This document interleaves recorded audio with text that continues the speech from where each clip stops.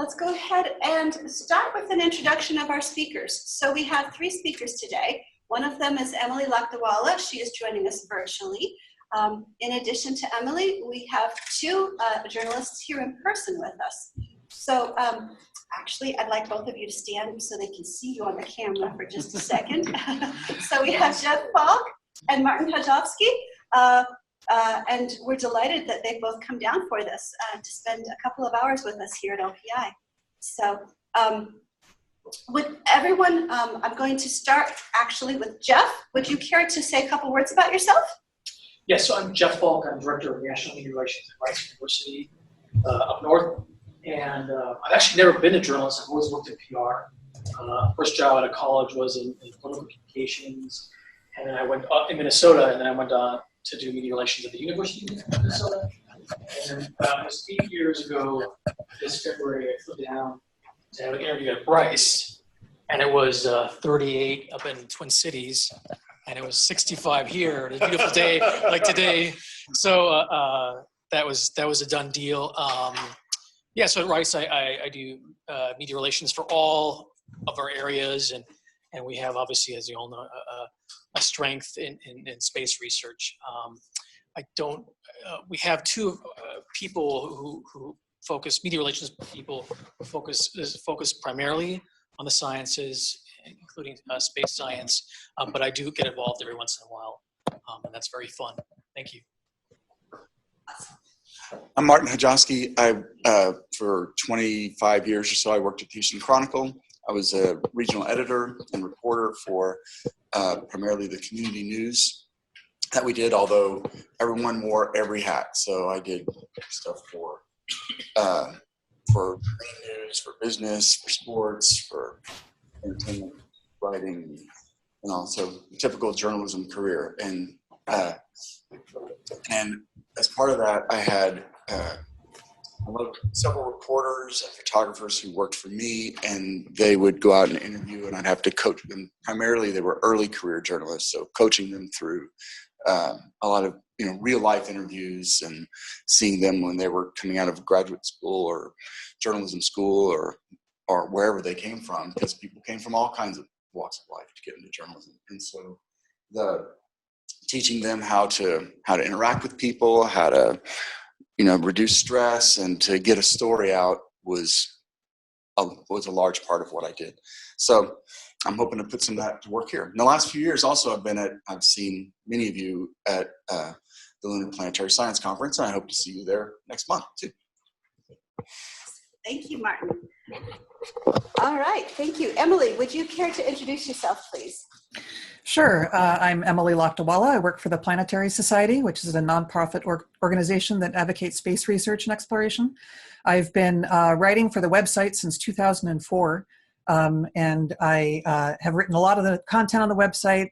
We're doing a little less blogging these days than we used to. We're building up more of our background content.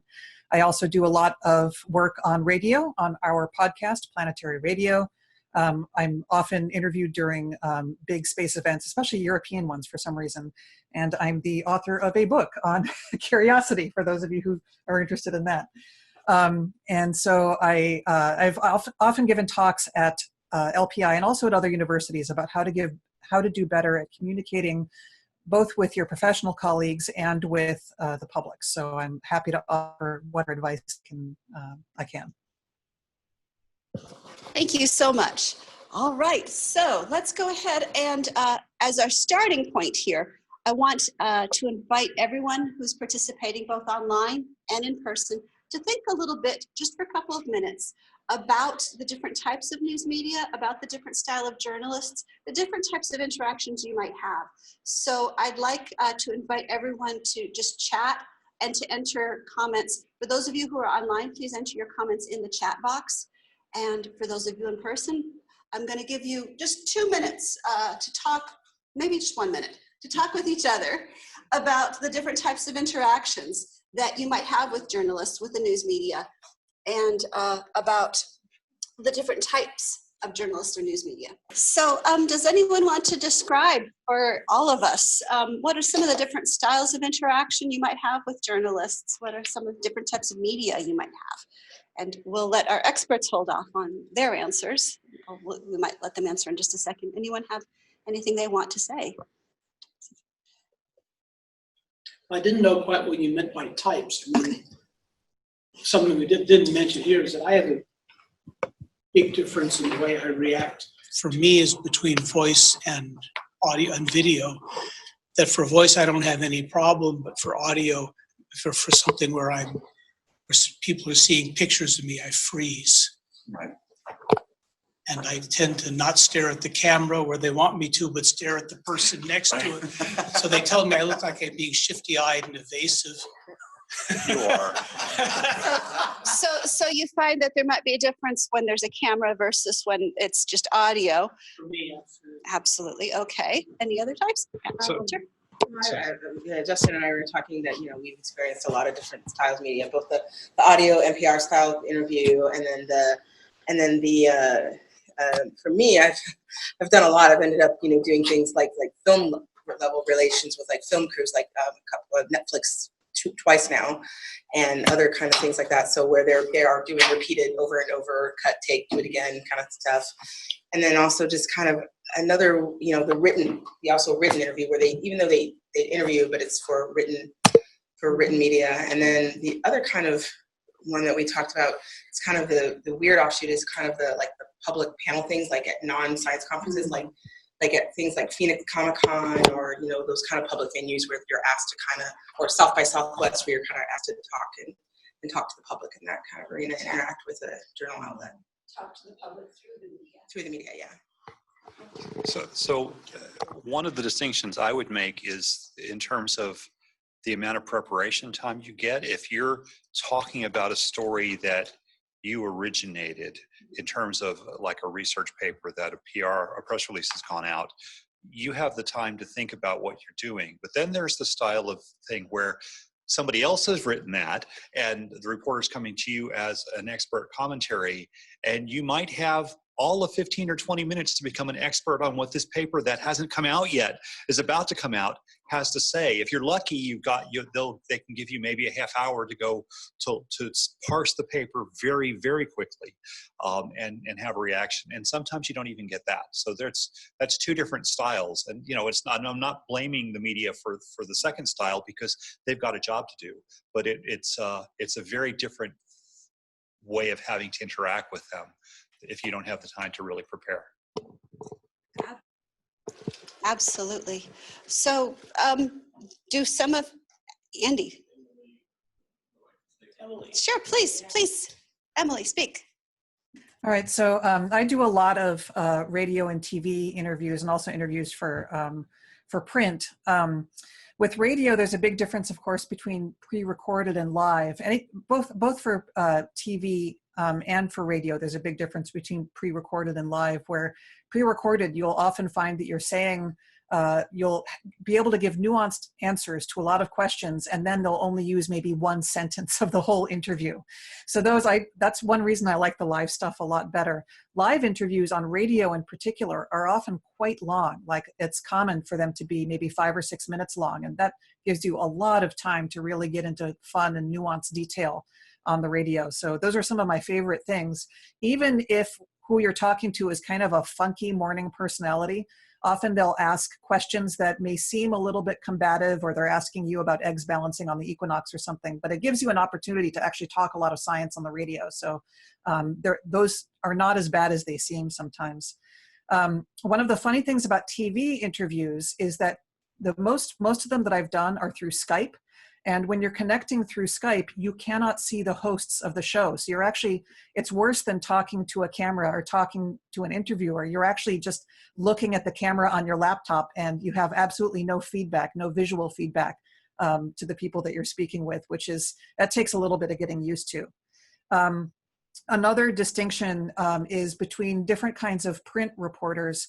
Some print reporters are very experienced, and some of them know nothing and have just been handed an assignment that they've done very little research on. With those, beware answering interview requests in email form, because you'll find that you've written their article for them and you're not getting credit or pay for the article that they wrote. Thanks. Great input.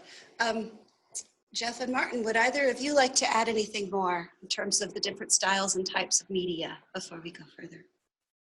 I would think, I think one of the distinctions that I would have made was somebody who came from a very much of a legacy media outlet, right? I worked for the Hearst Corporation, for the Houston Chronicle for so long. And I think there's a difference to be made between someone who's coming from that kind of a background versus somebody who's coming from an informal background. They're an interested blogger. And these are wonderful people who are very interested in what they're doing, but maybe they don't have the same kind of interview training, or the same kind of, if they were to misquote you, right, what's the worst thing that's really going to happen to them, whereas in a legacy media thing, there is a certain institutional thing. If you do that, you could lose your job. If you'd like to continue to be a journalist, you kind of have, certain standards to apply. Now, that isn't true. I mean, it's easy to take that to say, oh, well, bloggers are just, people in their bathrobes in their mother's basement. This is not the case. These are very interested, in some cases, very trained people who are very interested in what they're doing and want to do a good job. But there is a distinction, I think, to be made between these two types, And if someone if you're talking to somebody who's a professional journalist, generally that's somebody who has been trained in this job, who has gone through journalism school, perhaps has a master's in communications and is doing, and has years of experience. That's probably going to be a different experience for you as an interviewee than talking to somebody who doesn't have that kind of background. Thank you. Yeah, your experiences are all very similar to many that our faculty have every day. So, it's the point about not having enough time to prepare, and reporters is hectic, and they have this urgent deadline, very common. The example you mentioned about the long form, where you sit down for hours repeating the same thing over and over again, also very familiar. Yeah. One question: how do you get your requests? Are they funneled through an office? Are you contacted individually? Both. Yeah. For me, most of mine have been somebody has randomly out. Most of my requests, I'm literally having the production, the producer email me directly and say, "Hey, I really like what I see on your website. Can I really like what I see on your website. Can you, I'd like to talk to you about being on our show or interviewing you for blah, blah, blah." So it's been kind of both. And that was Kenda Lynch. There was a request that people introduce themselves when they're talking. So that Julie, would you like to say a little bit about getting requests here at LPI? If you get a request, just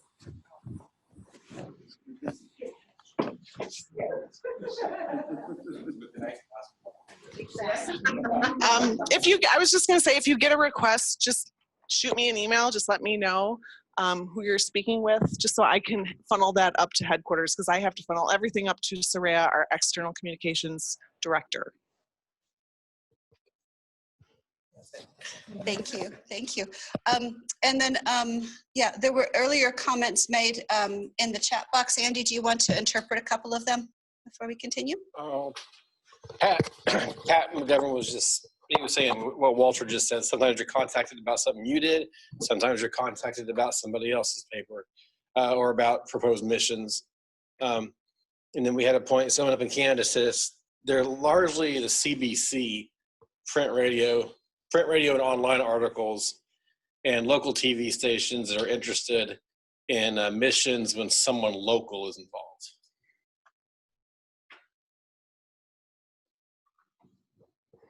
So let's go ahead and let's continue with some tips and recommendations from our experts. So, and I believe, Jeff, I've asked for you to go first, please. Yeah, and I thought I start out with a spiel that I give our faculty when new faculty come in and they contact our office. We have a similar model where faculty media is supposed to come through our office, and faculty are supposed to let us know, but that doesn't always happen. And we're not we can't be heavy-handed and say, no, you can't talk to media. Now, if you're a big company, like a big energy company, that's a different story. There, they can be heavy-handed. And I think that, when a media gets assigned to do a story, or somebody's producing a film, and and there's some kind of tension, or not tension, but they always need to get both sides of the story, and then they do their piece. And where you come in as subject matter experts is that you're seen as unbiased. You don't have any dog in the game, whatever. You're not a space company that is trying to get investors. You're giving them the expert's opinion, and so you're really a great resource for media. So see yourself as a resource for media to help educate and raise awareness, and also excitement about what you're doing. That's the one thing that I always tell faculty: you're not a politician, you're not a company selling a product. You're for media. You really are that unbiased expert. When it comes to getting, and I think that the fact that you're all here tells me that you're interested in engaging with the media, which is great. I've worked at 2 universities. Some faculty don't see it as part of their job. They're focused on their teaching and research, and talking to the media is not a priority. So that's a good thing that you want to talk to media and have a good experience and be an impact. When it comes to getting media coverage, a thing that I always stress with our faculty is don't wait for the media to call you. Be proactive and reach out, and at the right time. So if there's anything going on, or anything coming down NASA-wise or whatever, work with your communications shop to reach out to the right reporters. That's how you build relationships. And when we were walking in, you were talking about the new space reporter of the Houston Chronicle, which is exactly how you should reach out before it happens. That's one piece. And then if you are called on, if a reporter contacts you directly or through the communications office, I would take time to prepare. I know there's not always time to, but I think you can push back on reporters. A lot are always kind of panicked, but that's not always real. They often have more time than you think, so you can tell. Yeah. There's always a lot of drama with deadlines, and it's not always. And then all of a sudden, their deadline is the next day. With TV, it's different, but I see that happening a lot. But when it comes to calling back, do let them know. Don't wait a day to get back to them, because especially broadcast, then they'll find somebody else. We just had somebody call before lunch. They wanted an expert. KPRC wanted an expert on the economic impact of the coronavirus, and I found somebody within an hour. But in the meantime, they'd gone to UH as well, and they found somebody there, and they're talking. So that happens all. So don't wait too long to get back to them. So if you get called on, to your point, you don't immediately have to respond. So do take time to prepare. Think of your three key messages, we always say, that are important that you want to get across, and then rehearse them a little bit. And then when it comes to talking to the media, a lot of times our faculty, when they don't have a good experience, they say, well, they got it wrong, or I didn't say that, or that's the wrong angle. So I think one of the ways to work against that is to repeat yourself. Not over and over again, but if there's something that's particularly important that you want to make sure the reporter gets right, just say it over and over again in a slightly different way. And what you were talking about with Netflix, it was very interesting because they're looking for that, right? Yeah. So when you're talking to the Chronicle or local TV, don't be afraid to repeat yourself as something that's important. And then after, if the interview's done, and then you're driving back, or you're from the station or wherever you were, or you're in your office, and you think of something, and you want to make sure that they got it right. It doesn't hurt to follow up with a reporter, right? You can send an email or make a phone call. They actually appreciate that, so don't worry about doing that. Then the final piece is that so the reporter has done the story and you're happy with it or fine with it, it's never perfect. Build a relationship. It doesn't hurt to follow up and thank them for the article. And it doesn't hurt to follow up 6 months later when something else is coming up that you're working on, to reach out to them by email and say, hey, this might be of interest to you. So yeah, those are my basics. Hope that's helpful. That's great. Thank you. Thank you, Jeff. Okay, I'm going to let you mute yourself. And Emily, your turn. And I can forward through the slides. Also, there's on the table here, there's a handout from Emily with some of her key points and a handout from Martin with his key points. I've got copies on the table here. And then for those of you attending online, those same handouts are also available on the website, and I've put it in the chat box. And there's a question here first. Just real quick, just because I'm going to have to leave soon. I just remember one other thing that I just wanted to bring out to you guys, because it was kind of a new experience about being contacted for the media. I actually had the AAAS contacted me about a media request they got. They got a media request for scientists, and AAAS kind of directed it to me, which was kind of a new thing. So I think that's another new way, is that these societies are getting these media requests and they're starting to funnel it to their membership to answer it. And I had never seen that before. It worked great and it was fine, but it's just something that I had never seen before. And this just happened a couple weeks ago. So I just wanted to bring that up too, if people hadn't had that happen to them yet. So. Thanks, Kenda. Yeah. We'll let everyone comment on that as well. Emily, I'm going to move forward to your first slide. Okay.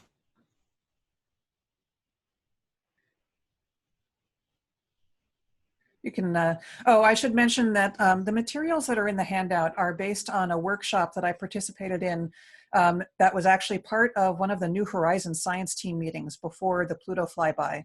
Alan Stern had gotten this fellow George Merlis in to give a presentation to all the team members about speaking to the media. So that both the handout and what I'm going to talk about are based on his presentation, of course, modified with my own experiences. So next slide, please.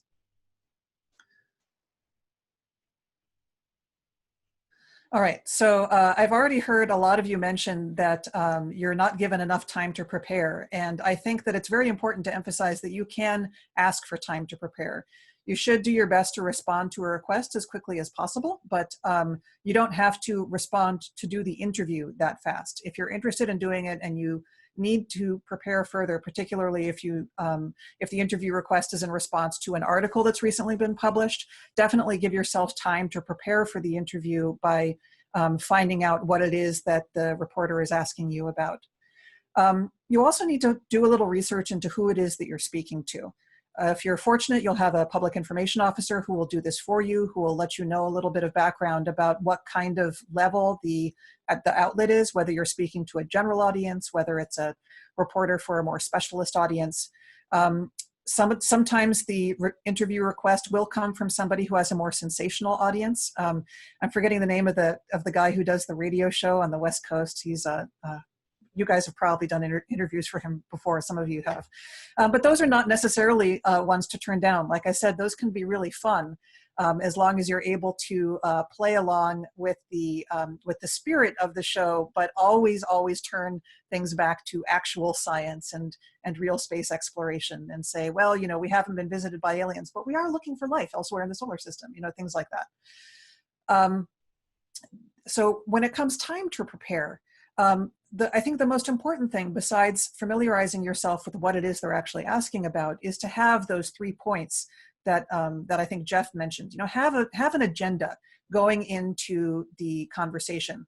That agenda doesn't necessarily have to be about your opinions about the particular topic that they're asking you about. Your agenda can be something entirely different. Like, for instance, whenever I'm doing an interview, one of the things that's always on my agenda is to emphasize how important it is that the public advocate for more space exploration if they like it.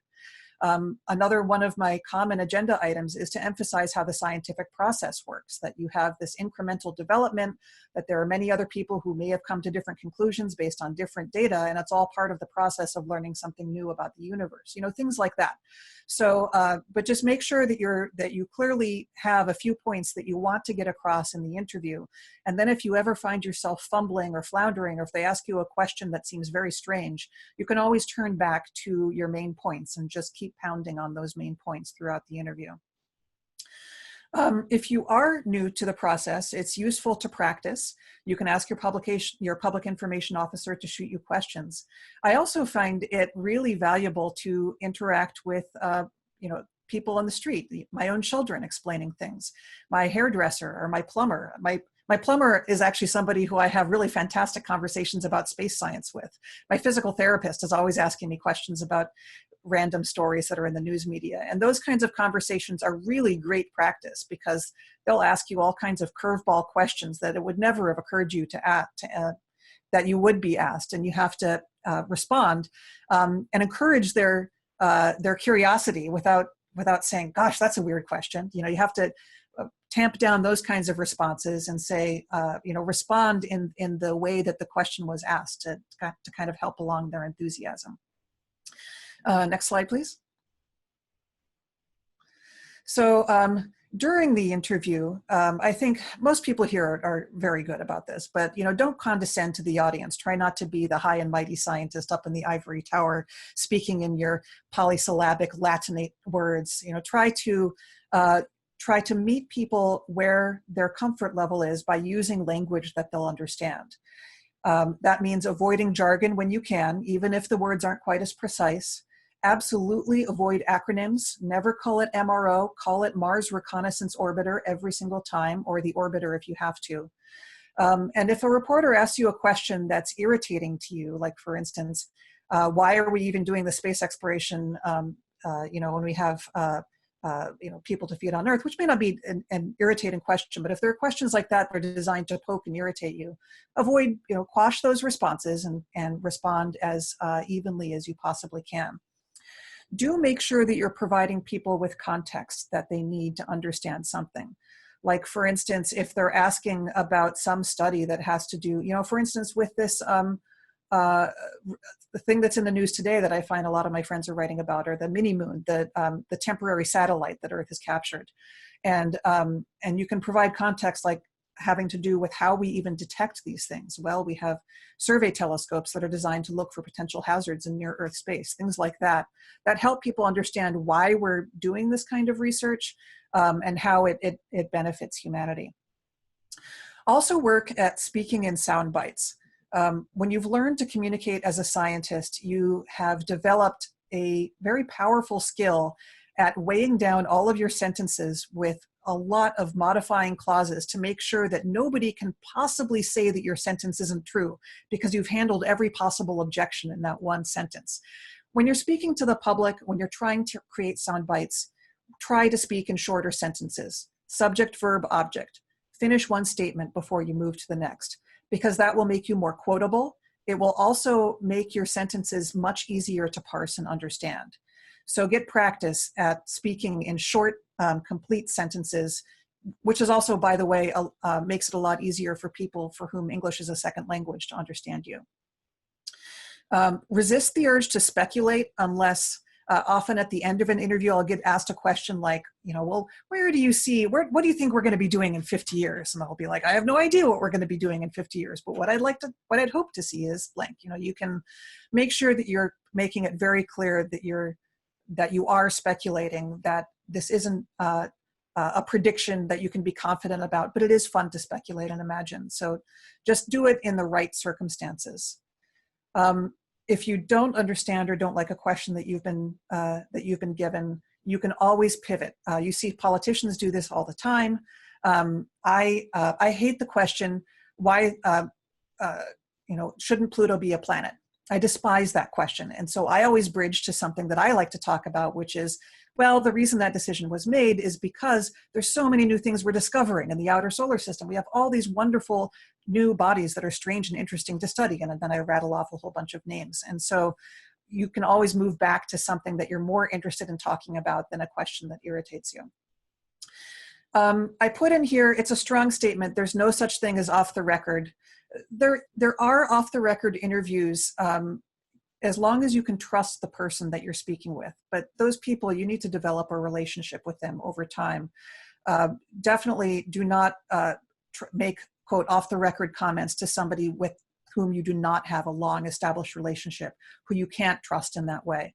Make sure that whatever you say to a reporter is something you would want printed on the internet in a newspaper and a magazine in the future.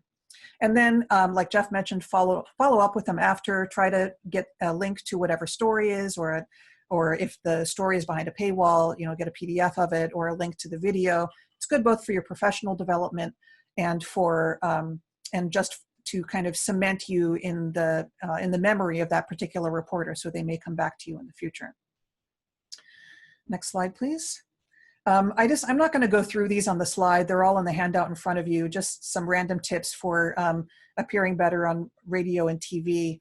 The one thing that I'll point out, though, in the appearance one is that if you are going on video, explicitly ask somebody in the room with you if you look okay, because in the time between you went to the bathroom and like checked your hair in the mirror and the time you're there, one of you might have a lock of hair just going vertical and people won't tell you. So definitely ask somebody to look you up and down and make sure that you look okay before you go on TV. And then, oh yes, that posture thing about sitting up in the front of the chair and sitting up straight is really important. It makes an enormous difference to do that instead of kind of leaning backwards and looking all low energy in the back of your chair. Next slide, please. Video conferencing. You may have noticed, if you can see my camera, that one thing I'm doing is I'm staring at my computer camera the whole time. If I'm looking at myself on my video, I'm looking over here, and that can be very disconcerting for an audience. So get into practice if you're talking to a video conference. Locate where your camera is and try to stare at it. I've also elevated my camera. I've done an awful lot of TV, or seen an awful lot of TV interviews that look like this, with like you're staring up the person's nose the whole time, and that's not a good look for anybody. So you can get just get a cardboard box or something and set it underneath your laptop in order to raise it up to a level that is actually more like eye level with your audience. And then that one about using earbuds or a headset is really important, because you can have all kinds of audio problems if you don't do that. Okay, so one last thing that I wanted to mention that wasn't on here, that I'm glad Kenda brought this up about, being sent interviews from surprising locations. One thing that good journalists will do is that if they inquire with somebody about being an interview for a story that they're writing, they'll also say, if you can't do this one, can you suggest some other people to contact? Even if they don't do that, if you turn down an interview with an organization that you think is reputable and worth speaking to, suggest some other people that they can talk to, especially if they're early career folks, non-white folks, non-male folks. All journalists they're working hard to diversify their Rolodexes, trying to get more people, more variety of people into articles, but you can also help them. If you've got some great students who you think are really interested in public communication and are good at speaking about it, try to elevate those people so that they get more prominence in the community. And that's it, I think. Thank you so much. I really, really appreciate that. So, does anyone have any questions or comments right now for Emily before we proceed to have Martin talk a little bit?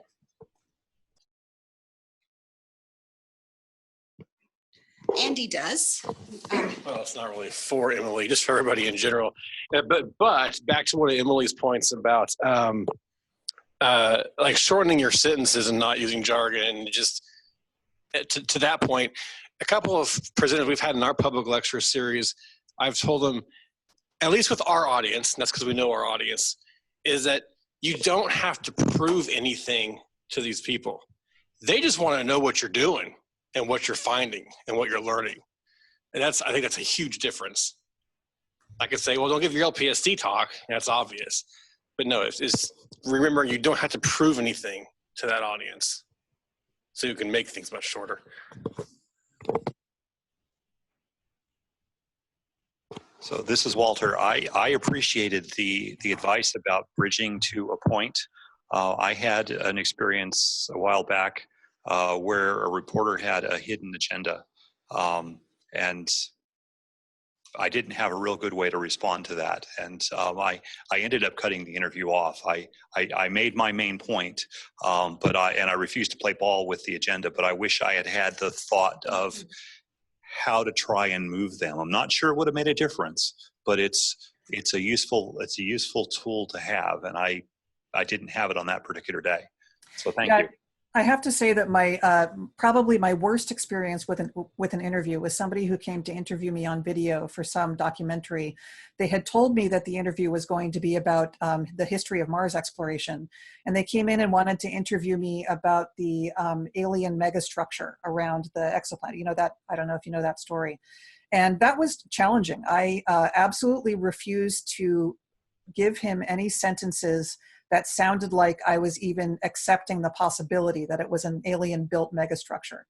And you know, they realize what you're doing, and you can't even say, if I thought that aliens built that megastructure, you know that can get quoted as aliens built that megastructure. And so it can be very adversarial. I did stick out that interview because I felt like I was able to control what I was saying in a way that would make me unlikely to be quotable, but it was a huge waste of my time. Thank you. Thank you. Martin, you're up. Hi.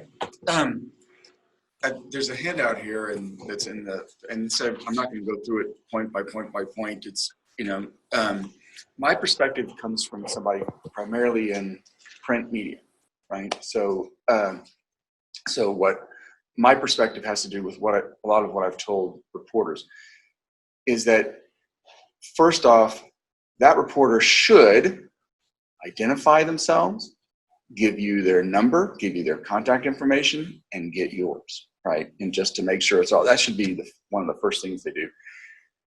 But they're not always going to do that, because not everyone is at their best all the time. So, and everyone's got a lot of things to do, and so you sometimes can skip these basic things, especially if it's an early career reporter.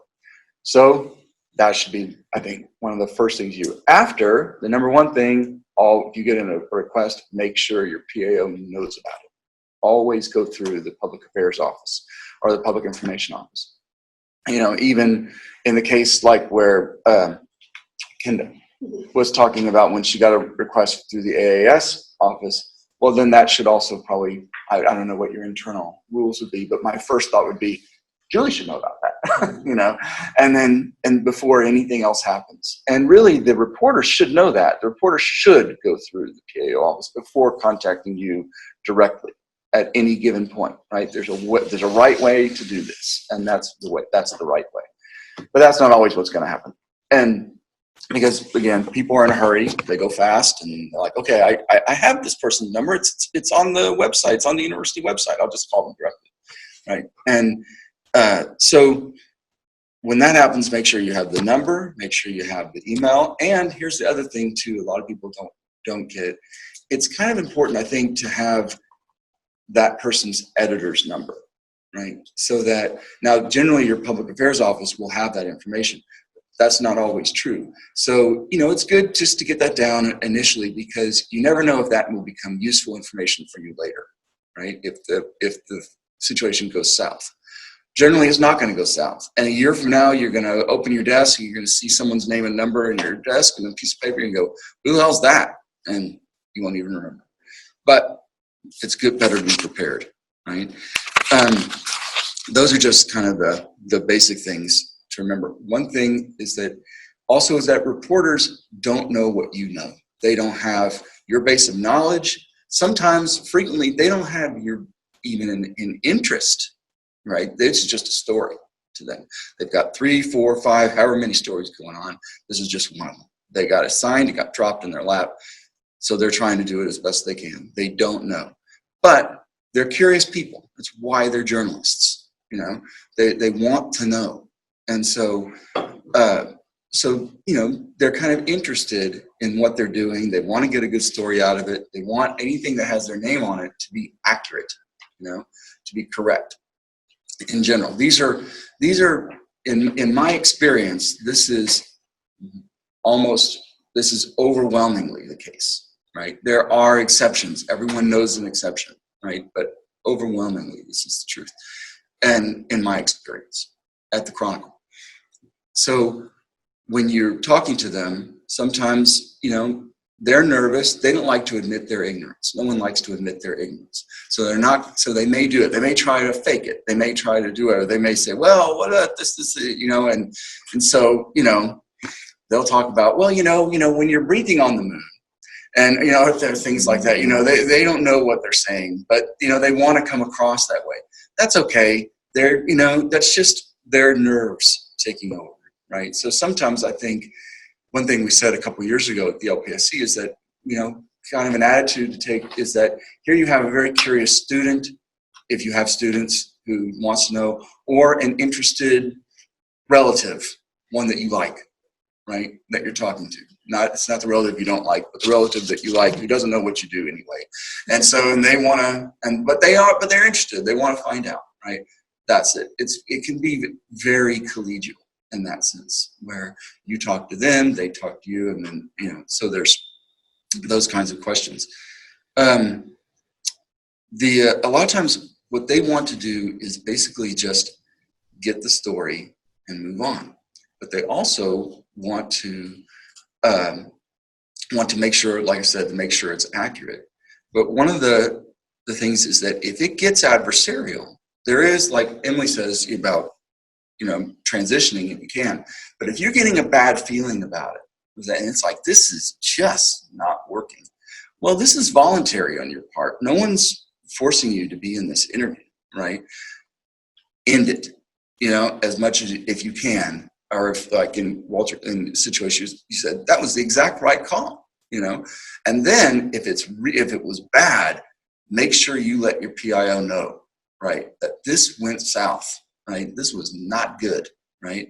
And in some cases, that public affairs office will take it up with that person's editor. If you work for an institution that doesn't have somebody like that, if you want to follow up on it and you're kind of concerned, then it was good to have gotten that editor's number, right?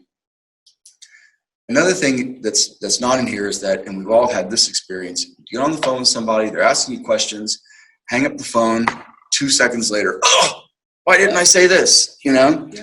Make sure you have that number so that you can call them back right away. Cell phone number, not necessarily, and sometimes email won't do that because who knows, a lot of people don't always check their emails as much as they should, So, and a lot of times that's going to happen with them too, as reporters. They're going to say, oh, something else in my notes, I didn't ask that question. They're going to call you right back, And so that's why that contact information is really good. I think one of the biggest worries that I've come across of people saying, they'll see an interview, they'll see a story, and they'll think, I didn't say that. That's not what I said. That's not what it came across. Well, there's a couple of things that could have happened. I mean, one of them is that people don't always remember what they say. You may have said exactly those words, and maybe, right? You may have, you may not have, right? So it's good to, record it yourself if it's a recorded interview so that you have that record. It's also good to talk to the reporter ahead of time to say, because people say, I want to be able to look at what you've written. I want to be able to have control of that. You don't have control over that. Only the editor, only the guy's editor, the woman's editor, whoever the editor is, they have final control over what that story is. However, there are certain ground rules you can walk into an interview with. And one of them that I've used before, that I've, when people have asked, I said, I'll tell you what I can do is anything that I have written down here as a quote for you, or anything that I have recorded as a quote for you, let's go over what you've said, right? So that I have your quote exactly as you want, right? Not all reporters are going to do that. Everyone's in a hurry. But you're the interviewee. You can actually make that a condition of an interview, right? Say, I want to tell you right away that if we're going to do this interview, I want to take a look at the quotes, the notes that you've written down. I don't doubt you as an interviewer. I don't doubt you as a journalist. but I know how these, sometimes people write it down wrong. They write a 2 that should be a 4, or they write this, and it can change the meaning of things. So, we're all fallible. So let's just, so that we can walk out of here, so that you get your accurate story and I get quoted with saying what I mean to say, Now, if you're being interviewed for a live television or a live report, or live radio or something like that, that's not necessarily going to help. As a print reporter, that would be a very, very common thing. And I think a lot of people think that they feel powerless. You're not powerless. You have a lot of power. It just takes a little bit of forethought, to say, I can do this, I can do that, I can do that, right? And so primarily I think that's kind of the thing, is people, if you're nervous going in an interview, just understand that journalist is way more nervous than you are, right? Because that journalist does not know what you know. That journalist is, even if they're interested, even if they do know some things, right, they're still nervous, right? Because they're on performance, you're on performance, but this is a really useful way to actually, that's a good piece of connection to have with the reporter, so that the reporter and you can kind of come together in a collegial atmosphere, right? And always sometimes revealing these very, not that vulnerable, but vulnerabilities can be a way to bridge, the communication between you and them. So, it's like a lot of you did not get into planetary science in order to, talk to thousands of people about it or to give press interviews, but here you are, So there's a way to go about it, but it can always go south, but it's not necessarily going to go south. There's a lot of some proactive steps you can take to make sure that it doesn't, And the reporter doesn't really want it to go south, generally. Again, I'm speaking primarily as in my own experience. There are people who want to do the get you. They want to get you. They want to get you to say that there's aliens on the moon. They want to get you to say these things, or they'll come in and say, well, what does this mean about putting people on the moon? What does this mean? Aren't there people on Jupiter? And so you'll get people that may want, I'm sure that happens, right? Everyone's got a story about it, right? It must happen regularly, but it's not going to happen most of the time. Most of the time it'll be a simple error. Thank you. I'd like to use the next 6 minutes to do some Q&A. So those of you who are online, if you have questions for any of our 3 presenters, please go ahead and enter your questions now. I had a couple things in response to what Martin was saying that I wanted to bring up. One of them is that we're talking about training for news media, and we are talking about situations in which things go south. But I have to say that 97% of my interactions with the news media are positive. Their space is usually the light and happy story. It's just as fun as talking about dinosaurs. And so people are ready to be wowed. They're ready to be interested. They're a little worried that they might not understand what you're talking about. So you can alleviate those worries by giving them the context that they need to understand it. In that light, it's important to assess the knowledge that the writer comes in with. I think that some of the places where I've made the biggest mistakes in doing interviews are with very young writers who are writing for the kind of content mill kind of websites. They come in with very little background knowledge, and they can be afraid to reveal that. So it's useful to ask a couple questions at the outset to make sure that they and you are on the same page about whatever the topic is of the interview. And then also, even experienced journalists may not know the right questions to ask to understand the big picture context. So make sure that you're always thinking in the back of your head, why is it important that this kind of research is being done? Or what is the wider context for this research? And make sure that you provide them with context if they don't ask you the right kinds of context questions. And then finally, I'll mention that space journalists in particular are more cheerleadery than your average journalist. They can be very cynical, of course, all journalists are, but they really do, they write about space because they love space and they love space exploration. So they're also ready to geek out with you, and you should not be afraid to kind of try to bring them along in your excitement and passion about what you're doing, and they'll join you there, because space is cool and it's fun to be excited about it, even if you're a jaded, cynical journalist. Great points. Thank you, Emily. All right. So does anyone have anything to add to that? Does anyone have if not, please start typing in questions now. We've only got a few minutes left for questions.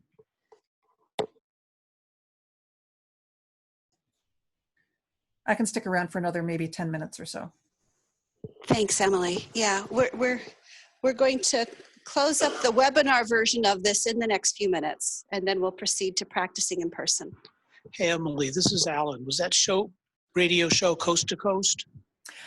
Yes, it was Coast to Coast, and it's actually a really fun interview.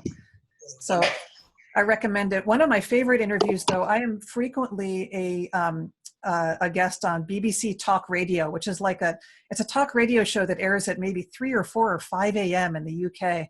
And the interviewer is a huge space fan, and we just have the best conversations that go into more detail than just about anything I do on TV or radio. I think I talked with them once, Alan, again, and it was something called the Early Show. Yeah. And that was just wonderful. What a great guy. Yeah. This does remind me that one of the questions that you'll often hear asked by a journalist is there anything else that you would like to mention that I haven't asked you about in this interview? Probably 75% of my interviews end with me asking that question or being asked that question. So make sure you have an answer prepared for that. And okay, so Pat, you've submitted a question about, for Emily, technical one about the microphone and headset, to be sure that things work. But your mic is located above your head. Are you using the mic built into your computer for this interview? So I do a lot of radio, so I have a really good microphone. It's actually not very expensive. It's an Audio-Technica AT2020 USB microphone, and I think it's absolutely amazing. It produces really good audio, and so I'm usually using that whenever I do radio and TV. When I'm just on like Skype calls, I'll use the headset mic. Thank you. And Mark posted a question as well. It's mentioned that journalists are often liberal arts majors. This unfortunately means they sometimes their paradigm that the story is a tragedy or villains or something like that. What do you all think about that?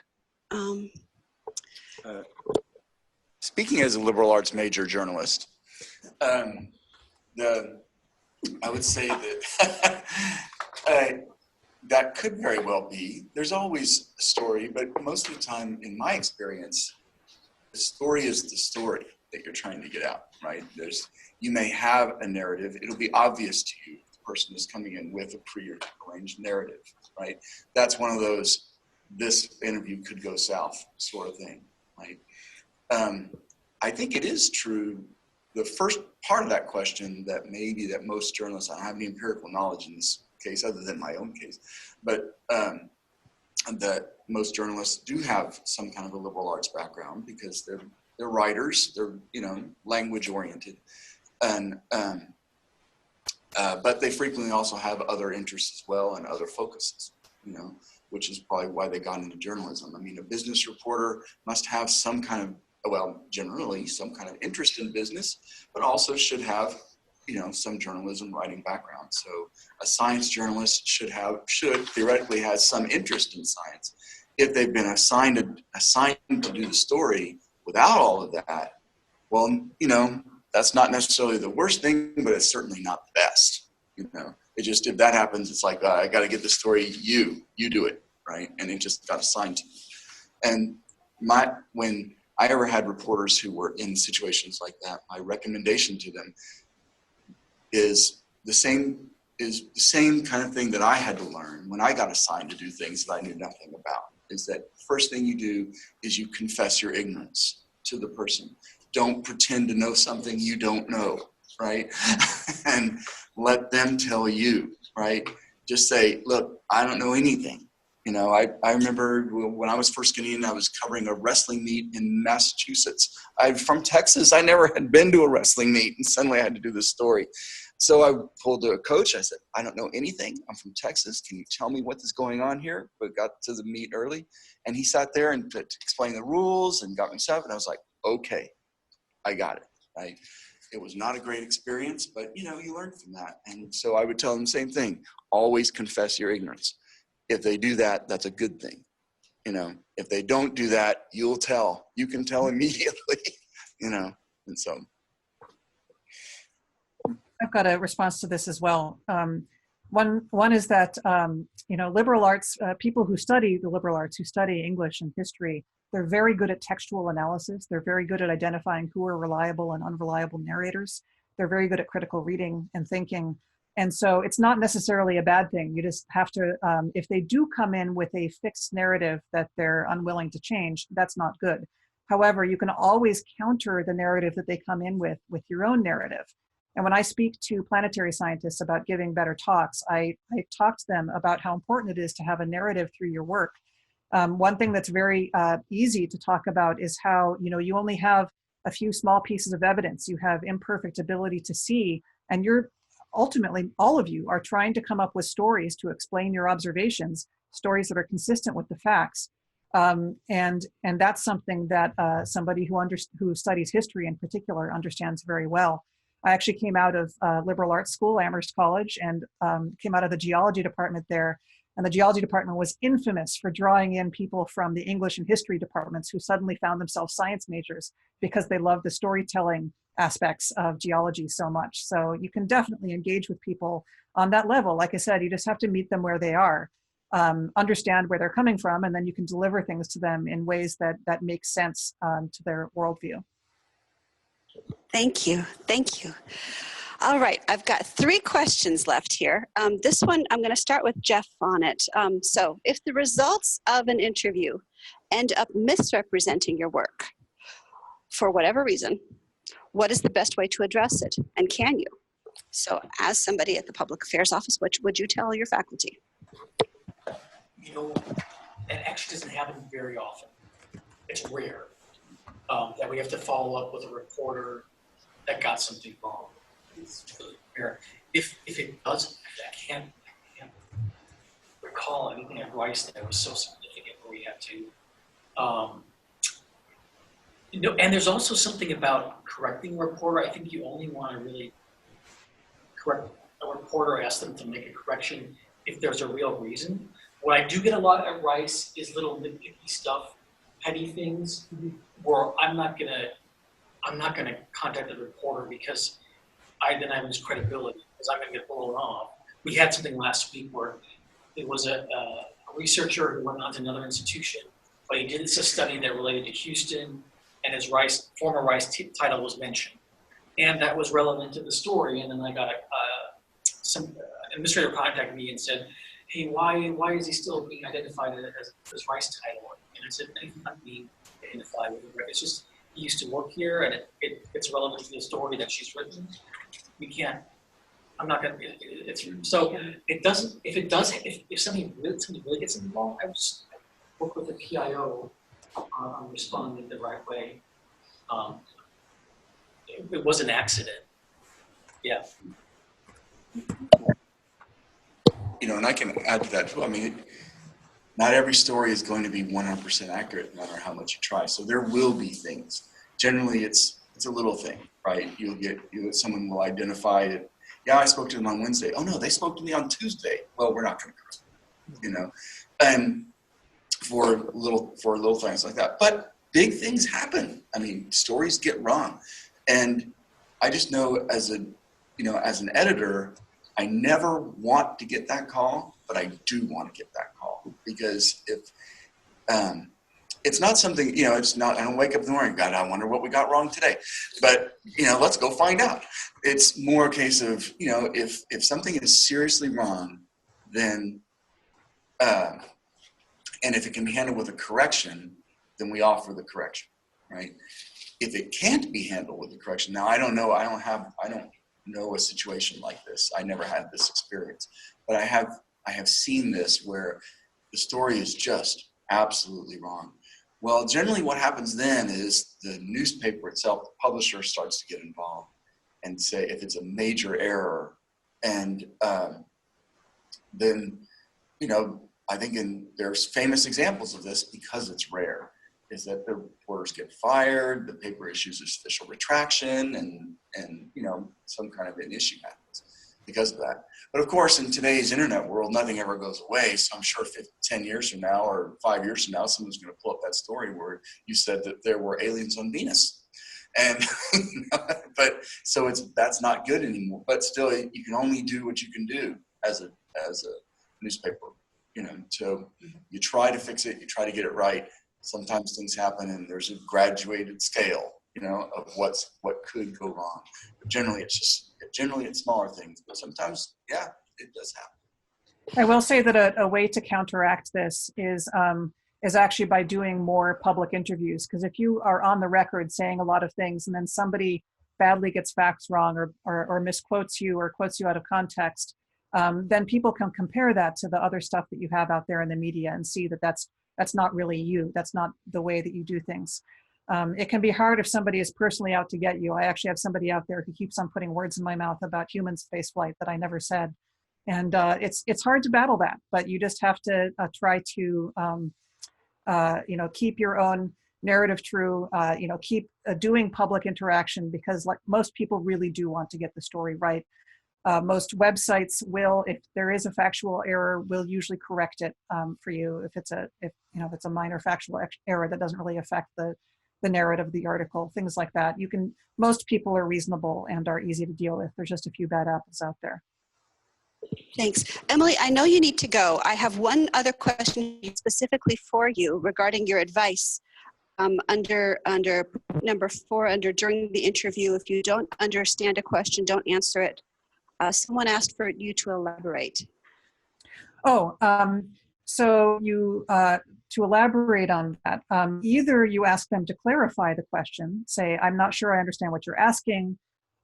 You may also try to repeat the question back to them in your own words. Say, am I understanding correctly that what you want to know is blank?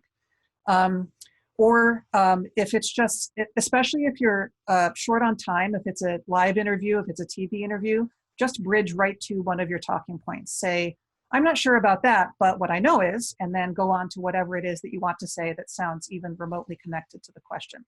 Especially on live TV, they can't keep you from doing that. So it's often the best way to respond to something where you just don't understand what they're asking. Awesome, thank you. I have one last question for everyone, but Emily, if you need to go, absolutely. The question is, how can one get rid of nervousness? How do journalists overcome the butterflies that they're experiencing during interviews? Practice, practice, practice, practice. Talk to your Uber driver, talk to your hairdresser, talk to everybody. Just get used to talking about space exploration. And the more general the audience, the better, because it's a lot of work that you have to do to make sure you're being intelligible to them. And so just having that kind of practice talking with people outside your subspecialty, go to bars, go to they have like some science nights sometimes at bars. Just get experience doing it. If you don't have opportunities like that, just talk to your camera on your computer and play it back. And it's awful to watch yourself and listen to yourself initially, but once you've done it a few times, you'll start to get used to the sound of your own voice and the appearance of you talking. Thank you. Yeah. No, that's great. Exactly. I think you always remember it's not about you, it's about the topic is what I tell faculty. No, it's not. And faculty are in that business of putting themselves out there and they're getting judged. So, but when you're talking to the media, it's not your peers at a conference. It's somebody who doesn't know anything about it, most of the time, Yeah. I mean, it's giving an interview is a form of public speaking, and study after study always shows through the years people fear death a lot less than they fear public speaking.